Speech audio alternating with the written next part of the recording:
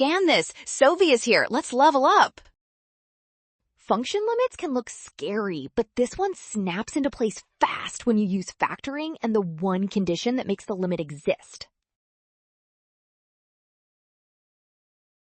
Factor the denominator. X squared minus 25 becomes x plus 5 times x minus 5, so the only trouble spots are x equals negative 5 and x equals 5. For the limit as x approaches negative 5 to exist, the numerator must also be 0 at negative 5. Otherwise, that uncancelled x plus 5 makes the function blow up instead.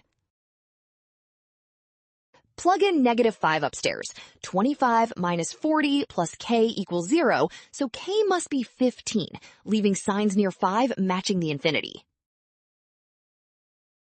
Well done. Option B. Scan now, watch signs, and do not rush. Trust the given one-sided limits, then check cancellation and sign behavior carefully.